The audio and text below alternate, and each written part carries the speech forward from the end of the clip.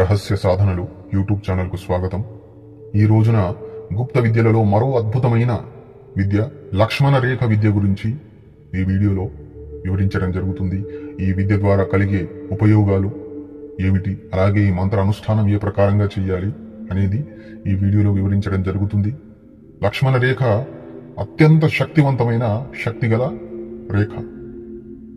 ఈ యొక్క రక్షారేఖను ప్రయోగించిన సందర్భంలో ఎలాంటి చెడు ప్రభావము, శత్రువుల నుంచి సమస్య అనేది రాదు. అలాగే ఎంతటి దుష్టశక్తినైనా కూడా ఈ లక్ష్మణ రేఖ యొక్క ప్రయోగం ద్వారా మనం దిగ్బంధన చేయవచ్చు. అలాగే ఈ లక్ష్మణ రేఖ ప్రయోగం ద్వారా ఎట్టి పరిస్థితుల్లో కూడా మీకు ఎలాంటి అపాయాలు జరగవు. ఈ లక్ష్మణ రేఖను మీరు ప్రయోగించిన సందర్భంలో మీకు గాని మీ కుటుంబానికి గాని ఎలాంటి చెడు అనేది జరగదు. చెడు కూడా మీ దగ్గరికి రావడానికి భయపడుతుంది. రామాయణంలో సీతాదేవి అమ్మవారిని అపహరణం చేసుకునే సందర్భంలో లంకేశ్వరుడిని కూడా ఆ యొక్క లక్ష్మణ రేఖ లోపలికి ప్రవేశించకుండా అడ్డుకుంటుంది. అంతటి శక్తివంతమైన ఈ లక్ష్మణ రేఖ విద్య అనేది మామూలు విద్య కాదు. దాదాపుగా ఇలాంటి విద్యలు అంతరించిపోవడం జరిగింది ప్రస్తుత కలియుగంలో మానవులకు శత్రువుల నుంచి రక్షణ కొరకు, దుష్ట శక్తుల నుంచి, దుష్ట ప్రయోగాల నుంచి రక్షణ కొరకు ఈ విద్య కార్యం చేస్తుంది.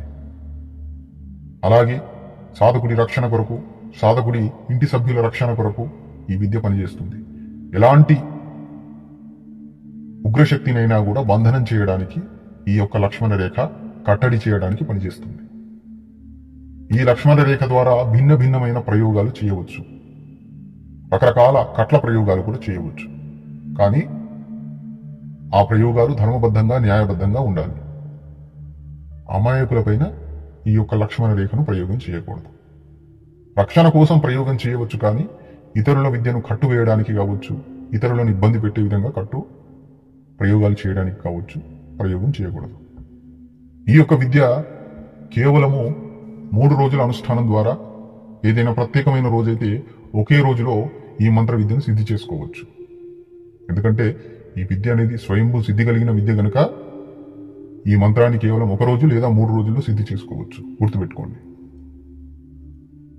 నవరాత్రుల్లో సిద్ధి చేసుకోవచ్చు, శ్రీరామనవమి రోజున సిద్ధి చేసుకోవచ్చు. అలాగే ఇతర అద్భుతమైన ఘడియలలో కూడా 1 రోజు లేదా 3 రోజుల్లో ఈ మంత్ర విద్య సిద్ధి చేసుకోవచ్చు.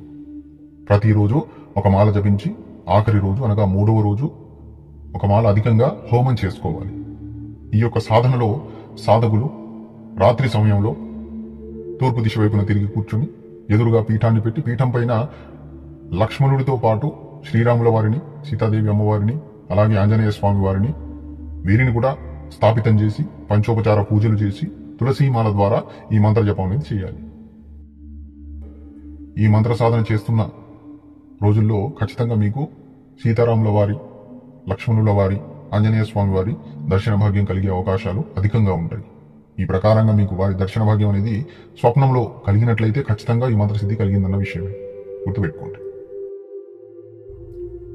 ఈ యొక్క మంత్రసిద్ధి కలిగిన తర్వాత సాధకుడి కుటుంబానికి అదృశ్య రూపంలో ఒక కవచం లాగా లక్ష్మణ రేఖ పనిచేయడం జరుగుతుంది.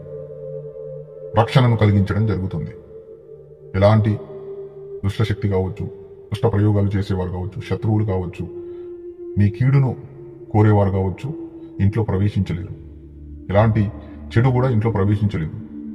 ఎలాంటి అపాయం కూడా ఆ సాధకుడి కుటుంబానికి జరగదు. అంతటి అద్భుతమైన రక్షా కవచాన్ని ఈ లక్ష్మణ రేఖ ప్రసాదించడం జరుగుతుంది. పూర్వంలో చాలా మంది సాధకులు ఈ మంత్ర సాధన చేయడం జరిగింది. అద్భుతమైన ఫలితాలు కూడా వాళ్ళకి లభించడం జరిగింది.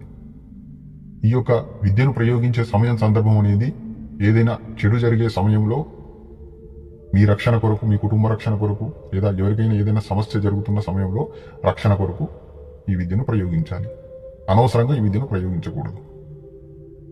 అలాగే ఈ మంత్ర సిద్ధి తరువాత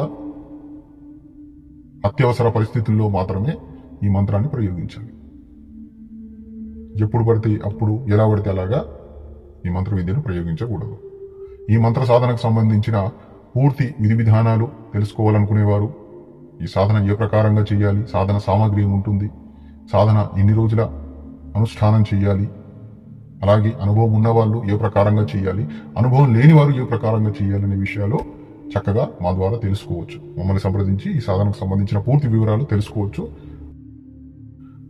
అలాగే ఈ మంత్ర సాధనలో శ్రీరాముల వారి, సీతాదేవి అమ్మవారి, లక్ష్మణ స్వామి వారి, ఆంజనేయ స్వామి వారి విగ్రహం ఏదైతే అందరూ కలిసి ఉన్న విగ్రహం ఉంటుందో ఆ విగ్రహాన్ని పీఠం పైన పెట్టి కూడా మీరు మంత్ర సాధన చేయవచ్చు.